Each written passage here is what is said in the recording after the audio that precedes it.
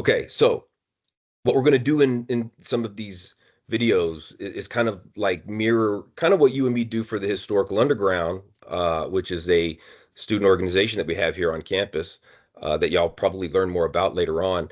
Um, we have this podcast conversations from the underground where we kind of just engage in these key conversations, and we kind of want to make very short examples of this to include for some of you all to help you understand or improve or benefit from increasing your grade, learning from these things to increase your grade, increase your performance on the primary source analysis with ChatGPT, right? Because Hmm. Eric and I have been doing this now for a while, and we're starting to find patterns of problems that always are connected to people who fail, which you can easily avoid if you learn more about how to engage with ChatGPT, right? This assignment here is not something that we are supposed to be doing in where we treat ChatGPT as if it is this all-knowing being where you can ask it anything and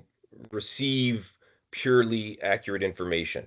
And we want to sort of give you a better way of thinking about how to approach this. Am I right, Eric? Yeah, for sure.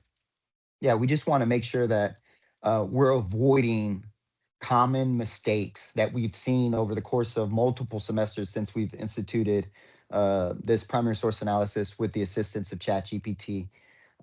We hope that if you watch this quick video, if it is quick, that you'll be able to avoid them, and then obviously uh, better prepare yourself to do well on the assignment, and maybe use AI successfully, properly in other courses, as opposed to using it as we've tend to notice with some students, they're using it primarily to do the work or thinking for them. Yeah, and that's the biggest problem. Like you'll find in the primary source with ChatGPT analysis module in Canvas several resources that'll help you sort of think about this type of technology differently. In fact, we should be a bit alarmed. We should be a bit concerned. We should be very skeptical. Mhm.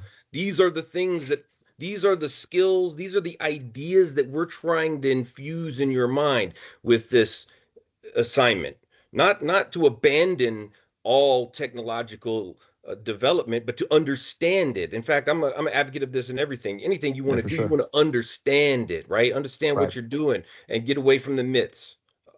And and the biggest problem that I'm seeing is people uh, using Chat GPT to do the work for them. I think I heard Eric say that exact phrase, to do the work Hmm. for them.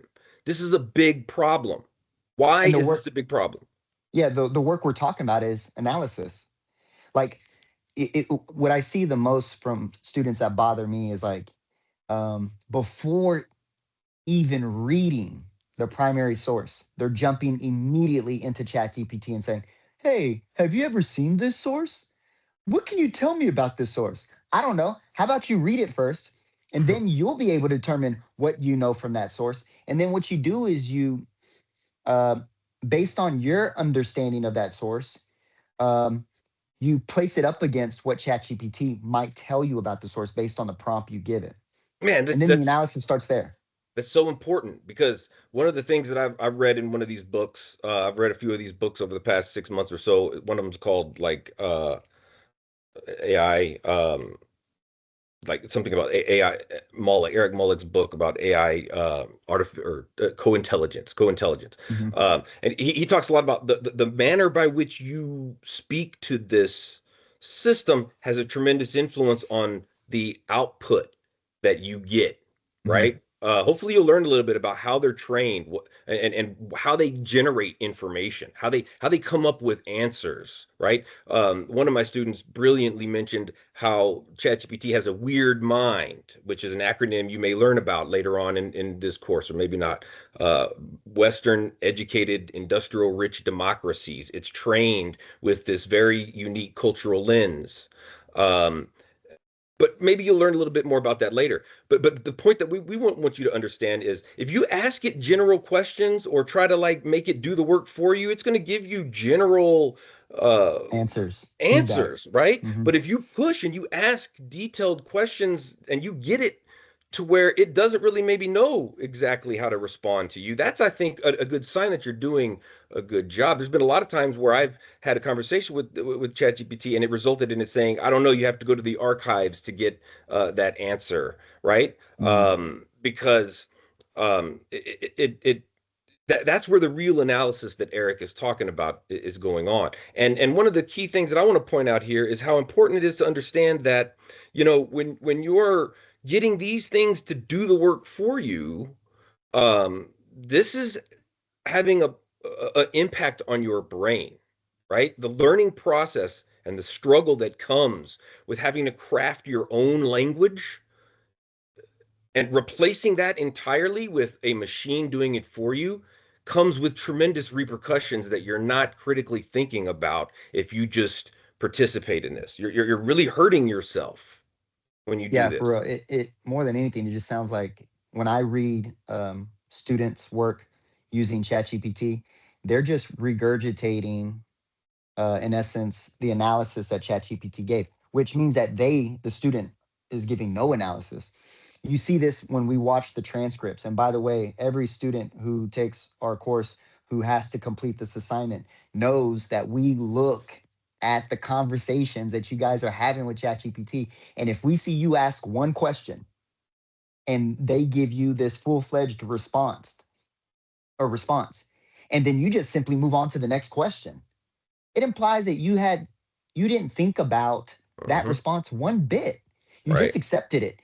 Every question you ask ChatGPT, there should be based on what it gave you, there should be some type of follow up, some type of another question within the response it gave you, a subset of questions, and Yeah. those subset questions can't preemptively be thought of. Now, before you go to ChatGPT, I think it would be a good idea to maybe have some preemptive questions, but those preemptive questions have to come from first reading the source yourself.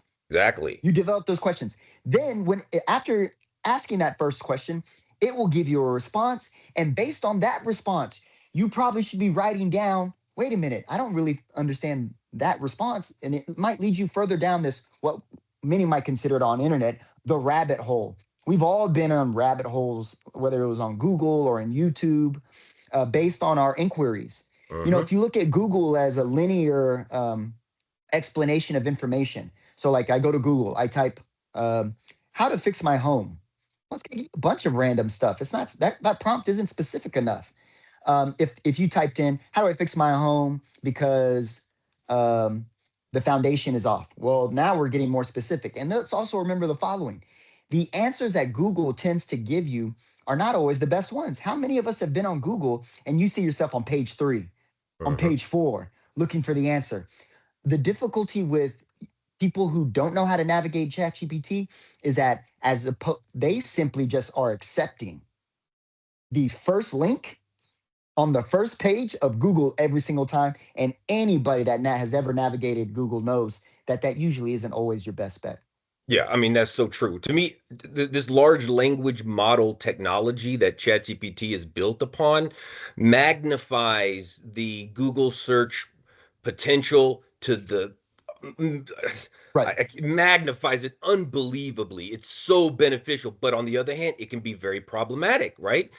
Because you Sure. still need to reply. It's excellent because it can give you much more refined information, but that's not excellent if you're not going to read that information and investigate And that be critical of information it. and be critical of that information. If you read some of the conversations I have with ChatGPT, like one of them that I just had right now with about the League of Nations that I'm going to put into my class so that students can read, you can see how I'm responding exactly to some of the sentences it provided me in its reply to me in the exact way that Eric just mentioned, which Mm. shows you're engaging in it, right? And you got to, like, sometimes I'll trip it up and be like, you lied to me, when I know that it didn't tell me.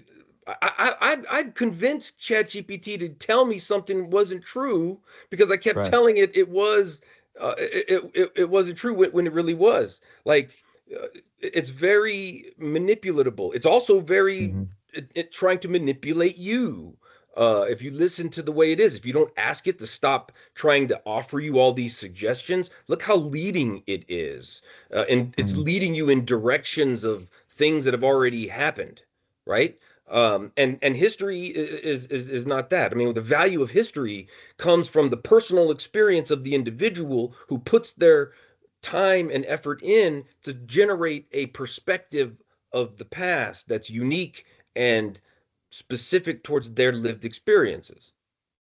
Yeah. When I was talking about Google in a linear sense, um, we had to learn how to navigate Google so we could better, or so that we could optimize its it as a tool. ChatGPT is almost, it's not linear. It's like almost, it's a three-dimensional plane by which you're getting information. And I would compare it to, like, when you and I used to play video games, the video games always was linear. It was an individual moving from this to that. Mhm. And if you look at a lot of um, um, people who play video games today, it's this three-dimensional world where you can move here, move Right. that way, in this direction, that direction. And a You're lot of in the times, world almost. right, you get lost. Right. And ChatGPT can make you feel at times like, it's not that you're going to get lost, but we're readily accepting just what it's telling us as if it's true. Right. And like you just said, we have to be careful of that because um, we can trick it, because all it's doing is mimicking um, our input.